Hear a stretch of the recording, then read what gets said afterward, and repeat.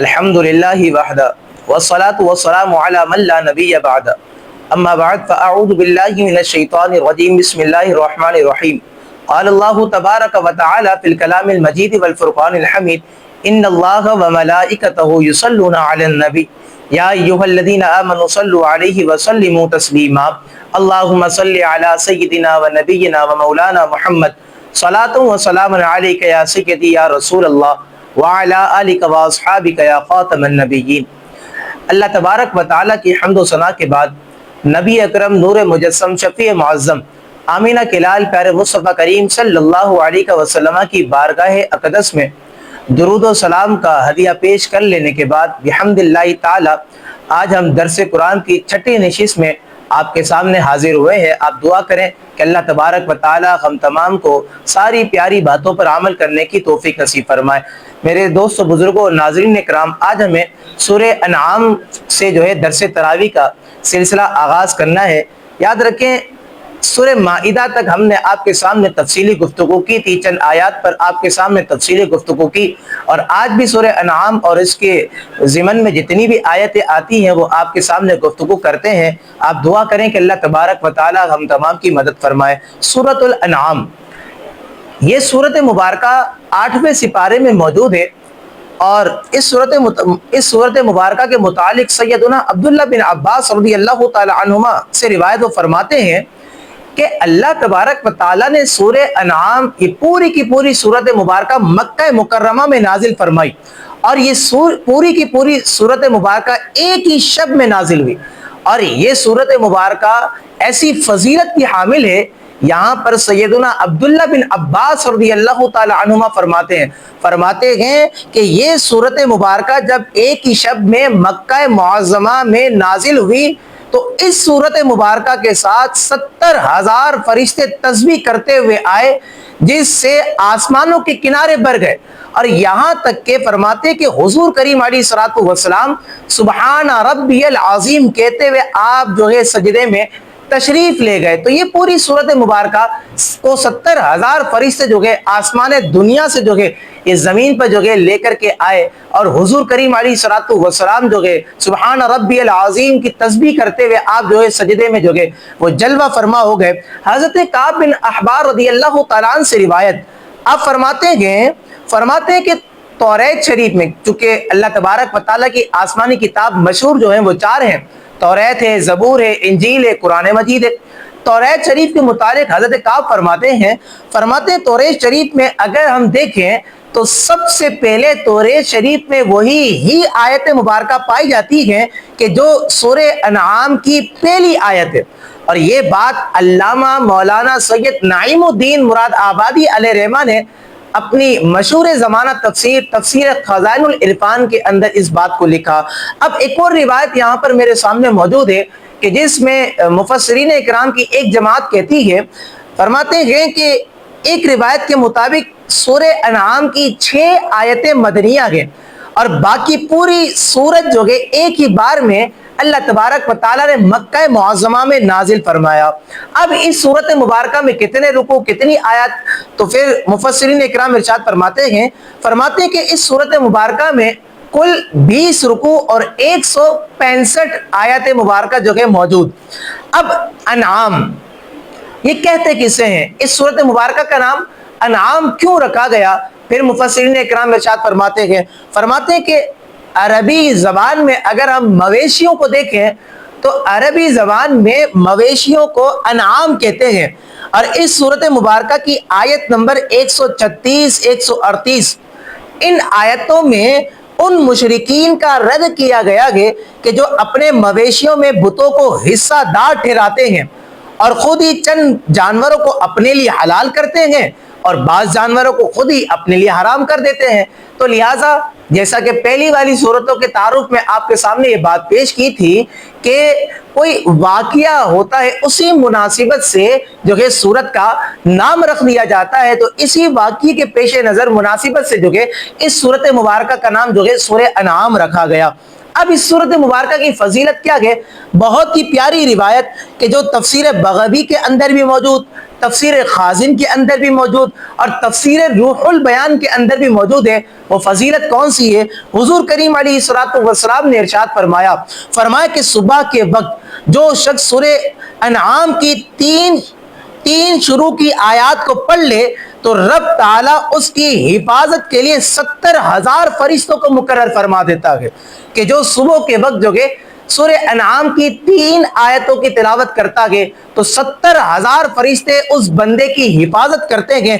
اب یہاں پر حضور کریم علیہ الصلوۃ والسلام فرماتے ہیں کہ جو 70,000 فرشتے اس کی حفاظت کے لیے مقرر ہوتے ہیں وہ فرشتے دوسری صبح تک اس کی حفاظت کرتے رہتے ہیں اللہ تبارک و تعالیٰ کے حکم سے۔ تو بظاہر جو ہے اگر اس صورت مبارکہ میں 165 آیت کریمہ ہے، صرف اس میں سے 3 آیتیں اگر ہم صبح کے وقت میں پڑھ لیں تو انشاءاللہ تبارک و تعالیٰ 70,000 فرشتوں کے ذریعے سے جو ہے آپ کی اور میری اللہ تبارک و تعالیٰ حفاظت فرمائے گا۔ اب چلیں ہم جو ہے آیات پر آپ کے سامنے گفتگو کرتے ہیں، چونکہ 165 آیت کریمہ ہے تو چند ایک آیات ہیں آپ کے سامنے پیش کرتے ہیں۔ سب سے پہلے سورہ انعام کی آیت نمبر 38 کہ جو میرے سامنے موجود ہے، رب العالمین جل وعلا نے ارشاد فرمایا، اور اس آیت کریمہ میں بڑی معلوماتی باتیں جو کہ ہمیں ملتی ہیں۔ رب العالمین جل وعلا فرماتا ہے وما من دابۃ فی الارض ولا طائر یطیر بجناحیہ الا امم امثالکم ما فرطنا فی الکتاب من شیء ثم الی ربہم یحشرون۔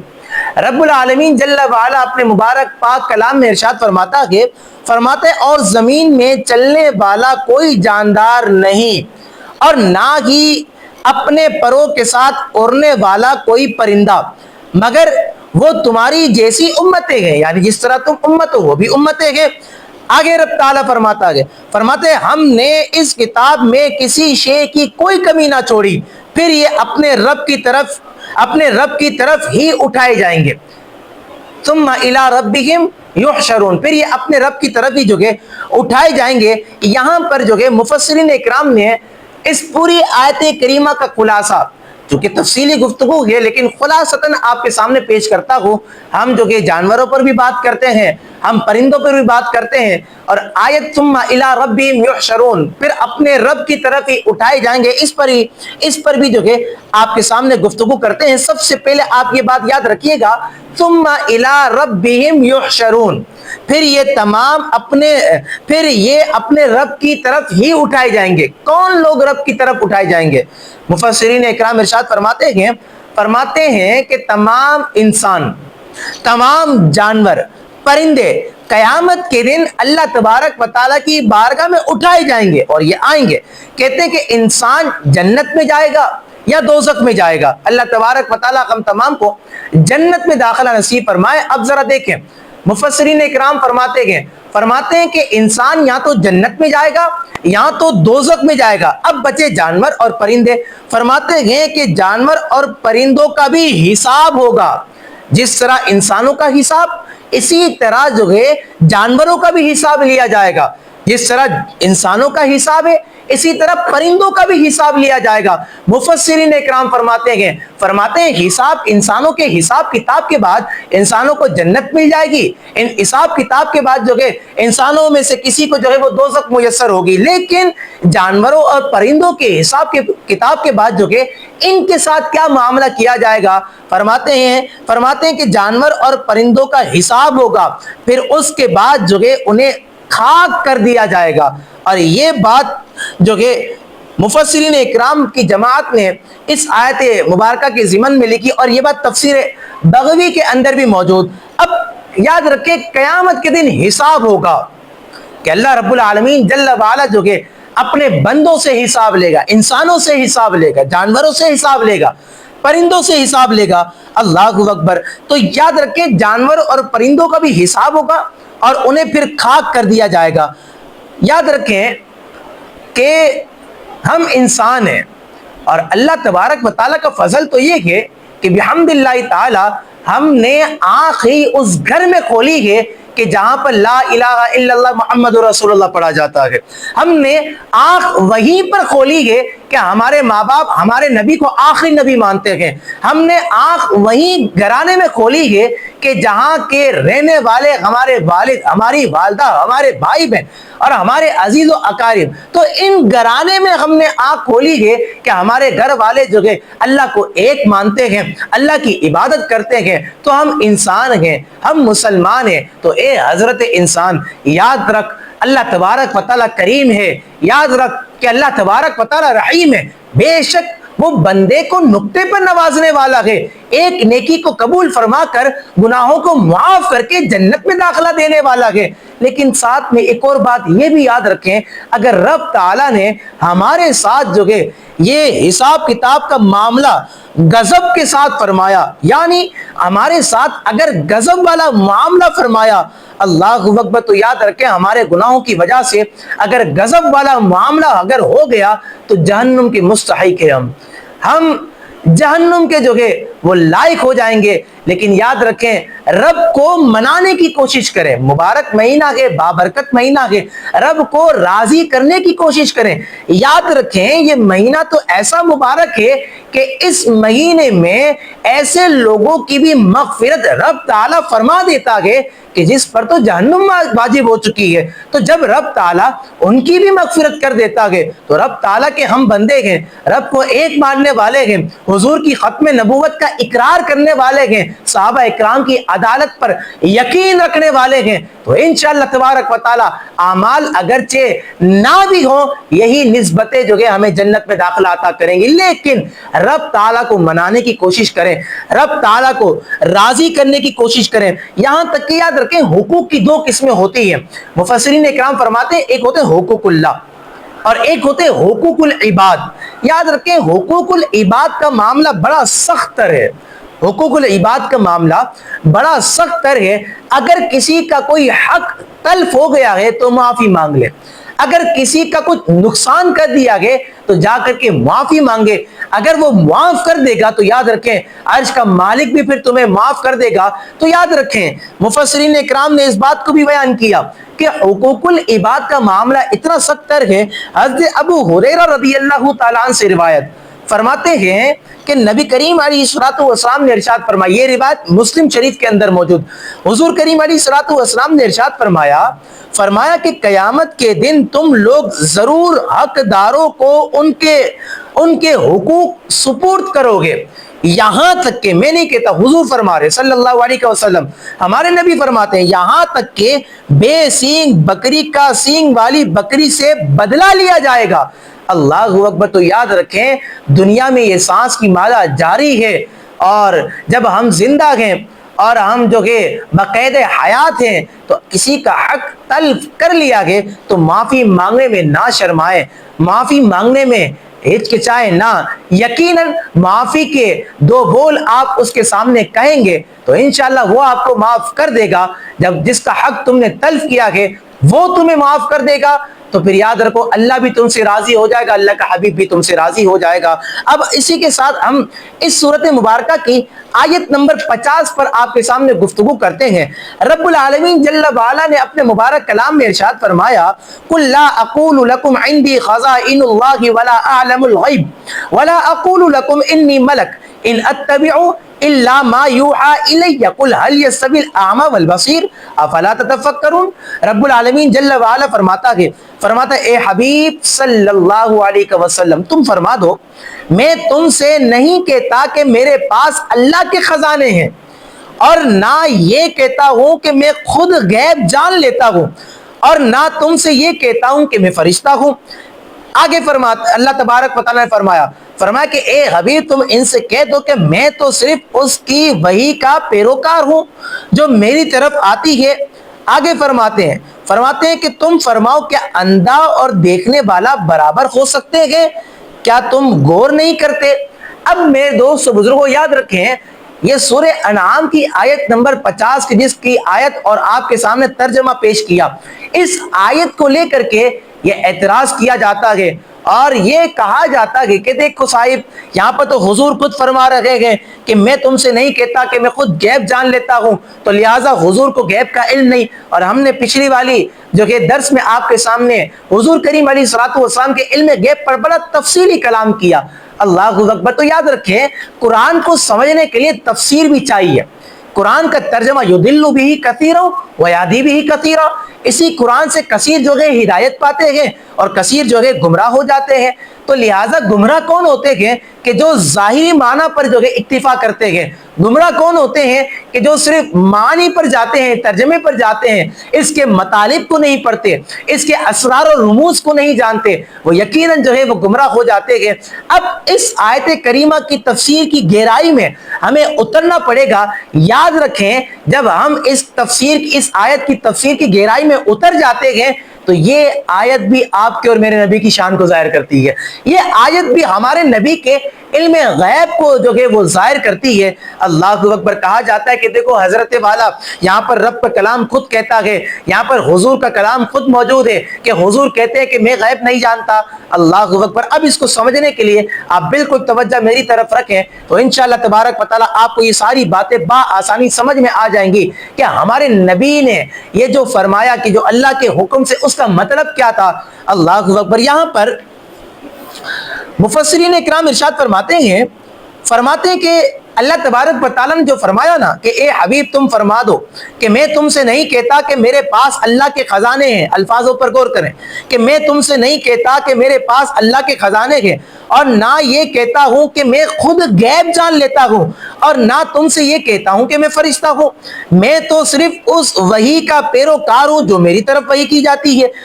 اور یاد رکھیں وحی کا پیروکار جو ہو یعنی جو اللہ کا پیغام نبی تک پہنچا گے اور نبی اس کی تعلیم آگے دیتا ہے تو یہ تو نبی کا کام ہے۔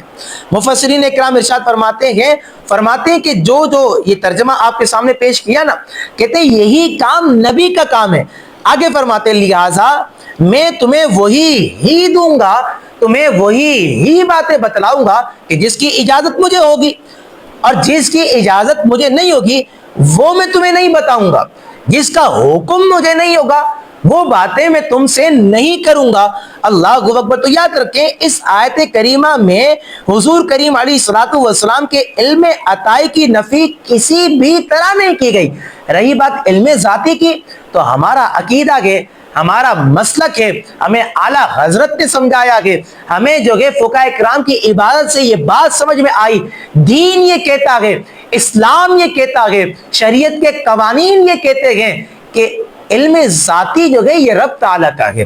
اور اگر اللہ تبارک و تعالیٰ نے ہمارے نبی کو جو علم غیب دیا ہے تو ہمارے نبی کا جو علم ہے وہ ذاتی نہیں، وہ عطائی ہے۔ ہمارے نبی کے پاس جو علم ہے یہ اللہ تبارک و تعالیٰ نے عطا کیا ہے۔ بس اس فرق کو ہمیں سمجھنا ہے کہ ذاتی کیا ہے تو عطائی کیا ہے۔ ذاتی یہ تو رب تعالیٰ کا ہے، اور رہی بات عطائی علم کی تو رب تعالیٰ جسے چاہے اپنا جو ہے علم عطا کر دیتا ہے، غیب کی خبروں پر مطلع فرما دیتا ہے۔ اب علامہ نظام الدین حسن بن محمد نیشا پوری رحمت اللہ تعالی علیہ نے اس آیت کو مزید کھول کر کے بیان کر دیا اور سارے عقیدہ اہل سنت کو جو ہے وہ بیان کر دیا کہ حضور کریم علیہ الصلوۃ والسلام کو اللہ تبارک و تعالی نے کیسا علم غیب عطا کیا۔ اللہ اکبر۔ آپ فرماتے ہیں کہ اے نبی کریم علیہ الصلوۃ والسلام فرما دو کہ میں تم سے نہیں کہتا کہ میرے پاس اللہ کے خزانے ہیں، قل لا اقول لکم عندی خزائن اللہ، کہ میں تم سے نہیں کہتا کہ میرے پاس اللہ کے خزانے ہیں۔ آپ فرماتے ہیں یہاں یہ نہیں فرمایا گیا کہ اللہ تعالیٰ کے خزانے میرے پاس ہے ہی نہیں، یہ بات تو بیان ہی نہیں کہی، بلکہ بیان تو یہ کیا گیا کہ میں تم سے یہ نہیں کہتا کہ میرے پاس اللہ کے خزانے ہیں، کہتے تاکہ معلوم ہو جائے کہ اللہ کے خزانے حضور کے پاس موجود ہیں، مگر حضور کریم علیہ الصلوۃ والسلام کو جن خزانوں پر مطلع امت کو کرنے کا حکم رب تعالیٰ نے ارشاد فرمایا، حضور کریم علیہ الصلوۃ والسلام اس کے پیروکار ہیں، لہٰذا اللہ کے خزانوں کی نفی تو کی نہیں گئی کہ میرے پاس خزانے ہے ہی نہیں، بلکہ یہ بتایا گیا کہ میں تم سے نہیں کہتا کہ میرے پاس اللہ کے خزانے ہیں۔ مزید آگے آپ سمجھے کہ رب العالمین جل وعلا نے مزید فرمایا نا کہ اے محبوب آپ فرما دے وَلَا أَعْلَمُ الْغَيْبَ وَلَا أَقُولُ لَكُمْ إِنِّي مَلَكٌ، کہ میں تم سے نہیں کہتا کہ میرے پاس غیب ہے۔ یہاں پر مفسرین اکرام ارشاد فرماتے ہیں کہ یہ جو حضور کریم علیہ الصلوۃ والسلام کو فرمانے کا حکم رب تعالیٰ نے جو دیا نا کہ میں نہیں جانتا، یعنی میں تم سے نہیں کہتا کہ مجھے علم غیب ہے، ورنہ تو اب علم غیب پر اگر بات کریں، حضور کریم علیہ الصلوۃ والسلام کی جو کہ یہاں پر حدیث مبارکہ خود شاہد ہے، آقا نبی کریم علیہ الصلوۃ والسلام فرماتے ہیں کہ مجھے ما کانا وما یکون کا علم ملا، یعنی کہ جو کچھ ہو چکا ہے اور قیامت تک جو کچھ ہونے والا ہے، ان تمام کا علم اللہ تعالیٰ نے جو ہے مجھ مصطفیٰ کو عطا فرمایا ہے۔ تو حضور کریم علیہ الصلوۃ والسلام کی یہ حدیث بالکل اس بات کو بیان کرتی ہے کہ اللہ تبارک و تعالیٰ نے پیارے مصطفیٰ کو علم غیب سے نوازا ہے۔ آقا کریم علیہ الصلوۃ والسلام کو جو ہے غیب کی خبروں پر مطلع فرمایا ہے، تو لہٰذا آیت میں ڈنڈی مار کر اور ترجمے میں جو ہے وہ ڈنڈی مار کر جو ہے لوگوں کو گمراہ کرنے کی کوشش مت کرو، ہماری نبی کی شان کو گھٹانے کی کوشش مت کرو۔ عقیدہ اہل سنت یہ قرآن سے ثابت ہوتا ہے، عقیدہ اہل سنت جو ہے یہ حدیثوں سے ثابت ہوتا ہے، لہٰذا تم جو ہے عوام کو ظاہر دکھا کر کے جو ہے امت کو ظاہر دکھا کر گمراہ مت کرو، بلکہ حضور کی شان اس انداز میں بیان کرو کہ وہی رب ہے جس نے تجھ کو ہمتن کرم بنایا، ارے ہمیں بھیک مانگنے کو تیرا آستہ بتایا۔ اللہ اکبر۔ تو ان الفاظوں کے ساتھ جب بندہ نبی کی شان کو بیان کر دیتا ہے نا، جب قبر میں جاتا ہے، قبر ہوتی تو اندھیری ہے لیکن پیارے مصطفیٰ اس کی قبر کو روشن کرنے کے لیے تشریف لے آ جاتے ہیں۔ تو حضور کی شان کو آیتوں کے ذریعے سے واضح کرنے والے بنو، حضور کی شان کو آیتوں کے ذریعے سے جو ہے یہ بیان کرنے والے بنو، اور جگرا رکھو اور جو ہے حوصلہ رکھو، انشاءاللہ تبارک و تعالی اللہ بھی تم سے راضی ہو جائے گا، اللہ کا حبیب بھی تم سے راضی ہو جائے گا۔ اللہ اکبر۔ اب مزید جو ہے اس سورت مبارکہ کی آیت نمبر 68 پر آپ کے سامنے گفتگو کرتے ہیں۔ رب العالمین جل وعلا نے ارشاد فرمایا، اور یہ بھی آیت کریمہ میں کیا باتیں بیان کی گئی ہیں اس کو ذرا آپ کو غور سے سننا ہے۔ رب العالمین جل وعلا نے فرمایا، ٹائم بڑا مختصر ہے، ترجمے پر اکتفا کرتے ہیں۔ رب تعالیٰ فرماتا ہے آیت نمبر 68 سورہ انعام، فرماتا ہے کہ اور اے سننے والے، جب تو انہیں دیکھے کہ جو ہماری آیتوں میں بے ہدا گفتگو کرتے ہیں تو ان سے منہ پھیر لے جب تک وہ کسی اور بات میں مشغول نہ ہو جائے، اور اگر شیطان تمہیں بلا دے تو یاد آنے کے بعد ظالموں کے پاس مت بیٹھو، فلا تقعد بعد الذکر مع القوم الظالمین، شیطان تمہیں بلا دے تو یاد آنے کے بعد جو ہے ظالموں کے پاس مت بیٹھو۔ یہاں پر مفسرین اکرام کی جماعت نے لکھا کہ یہ آیت مبارکہ اس بات پر دلالت کرتی ہے کہ بد مذہبوں کی مجلس میں نہیں جانا چاہیے۔ یہ آیت کریمہ اس بات پر دلالت کرتی ہے کہ بد مذہبوں کی تقاریر کو نہیں سننا چاہیے، ان کے تقاریر کو، ان کے بیانات کو اسٹیٹس پر نہیں رکھنا چاہیے، کیونکہ وہ ہے ہی بد مذہب۔ اب آپ کے ذہن میں یہ آئے گا کہ وہ بھی قرآن پڑھتے ہیں تو بلا تم بھی قرآن پڑھتے ہو، وہ بھی حدیث پڑھتے ہیں تم بھی حدیث پڑھتے ہو، اللہ اکبر۔ تو یہاں پر یاد رکھیں، حضرت صحابی رسول حضرت انس بن مالک رضی اللہ تعالیٰ عنہ کے شاگرد تابعی بزرگ امام جو ہے امام محمد بن سیرین رحمت اللہ تعالیٰ علیہ کا ایک واقعہ آپ کے سامنے پیش کرتا ہوں تاکہ یہ بات آپ کے سامنے مزید واضح ہو جائے کہ دیکھو قرآن تو وہ بھی پڑھتے ہیں، قرآن تو ہم بھی پڑھتے ہیں، لیکن فرق کیا ہے؟ حدیث تو وہ بھی پڑھتے ہیں، حدیث تو ہم بھی پڑھتے ہیں، لیکن فرق کیا ہے؟ فرق تو ایک اتنا سا ہے کہ الحمدللہ اللہ تعالیٰ نے عشق مصطفیٰ کی دولت اگر عطا کی ہے تو اہل سنت و جماعت کو عطا کی ہے۔ اللہ تبارک و تعالیٰ نے عشق مصطفیٰ ہمارے دلوں کے اندر رچا بسا دیا ہے۔ یہ فرق ہے کہ ہم جو ہے قرآن پڑھ کر حضور کی شان کو بیان کرتے ہیں، یہ فرق ہے جب وہ قرآن پڑھتے ہیں تو وہ حضور کی ذات میں جو ہے نعوذ باللہ من ذالک عیب کو تلاش کرتے ہیں۔ اب یہاں پر دیکھیں، حضرت انس بن مالک رضی اللہ تعالیٰ عنہ کے شاگرد رشید حضرت امام محمد بن سیرین رحمت اللہ تعالیٰ علیہ کے پاس دو بد مذہب آئے، آ کر کے کہنے لگے کچھ آیات ہیں کلام اللہ کی، ہم آپ کو سنانا چاہتے ہیں، ہم آپ کو سنائیں؟ تو آپ نے فرمایا کہ میں نہیں سننا چاہتا، مجھے نہیں سننی۔ عرض کی ہم کچھ احادیث نبوی آپ کو سنانا چاہتے ہیں، آپ کی اجازت ہے ہم آپ کو سنائیں؟ تو حضرت امام محمد بن سیرین کہتے ہیں، فرماتے ہیں کہ میں تم سے نہیں سننا چاہتا۔ انہوں نے بڑا اصرار کیا، اللہ اکبر، تو آپ نے فرمایا کہ ایک کام کرو، تم دونوں بیٹھ جاؤ، میں اٹھ جاتا ہوں، یا تم دونوں اٹھ کر کے چلے جاؤ۔ کہتے ہیں آخر کار وہ غائب ہو کر اور جو ہے وہ قاصر ہو کر چلے گئے۔ اب مریدین آئے، لوگ آئے اور آ کر کے کہنے لگے کہ اے امام المحدثین، اے امام محمد بن سیرین، وہ آپ کو رب کا قرآن سنا رہے تھے، وہ آپ کو کلام اللہ کی آیات کو سنا رہے تھے، نبی کریم علیہ الصلوۃ والسلام کے فرامین کو سنا رہے تھے، کیا حرج تھی کہ آپ نے کلام اللہ کو نہ سنا؟ کیا وجہ تھی کہ آپ نے احادیث رسول کو نہ سنا؟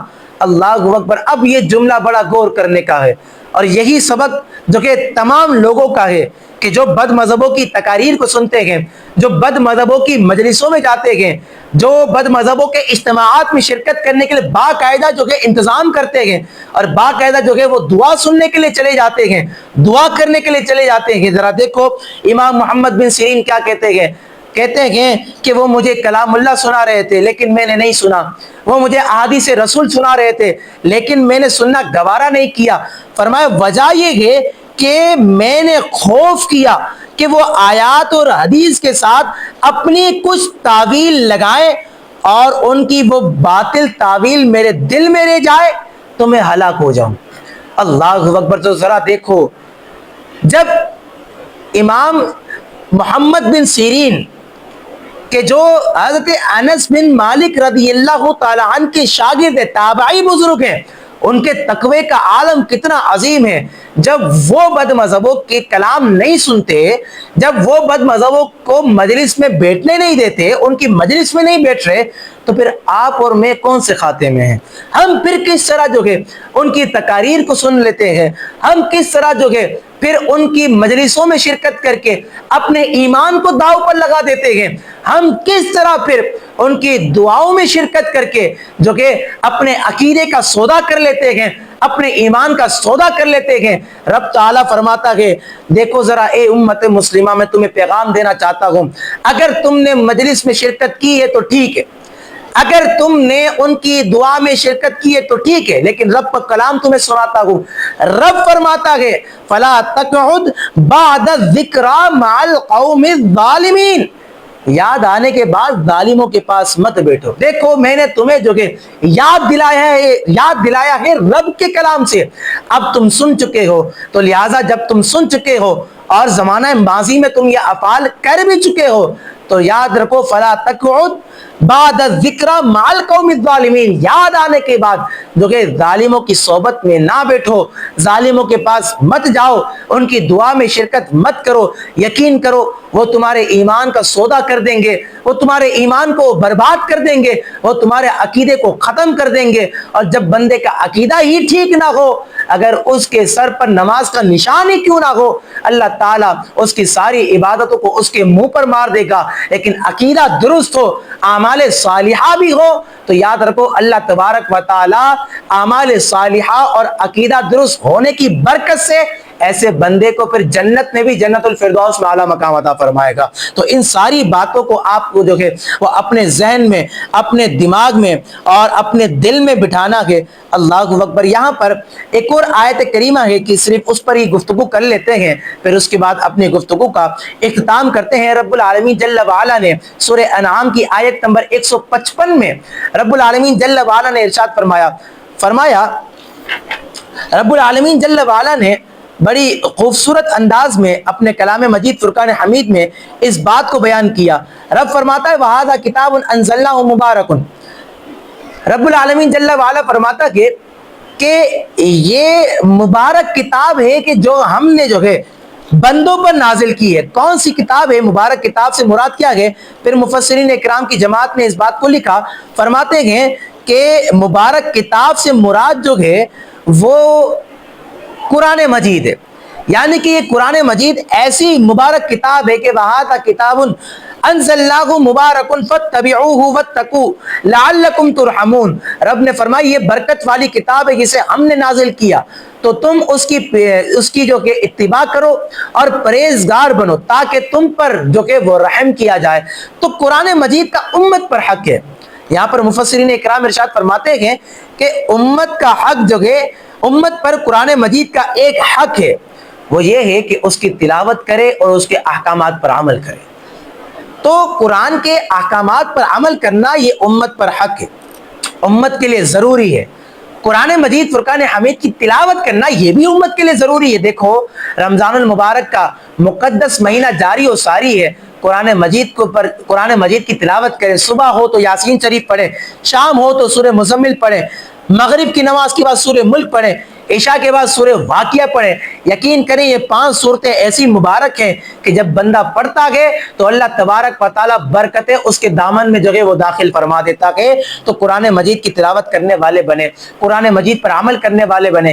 یہی قرآن جو کہ بندے کی شفاعت کرے گا، بندے کی قبر کا چراغ بنے گا۔ جب بندہ قرآن سے اپنی لو کو مضبوط کرے گا تو قرآن اسے رسوا نہیں کرے گا، بلکہ بروز قیامت اس کی شفاعت کرنے کے لیے اللہ کی بارگاہ میں حاضر ہو جائے گا۔ آج کی اس نشست میں ہمارے درس تراویح کی 6ٹھی نشست تھی۔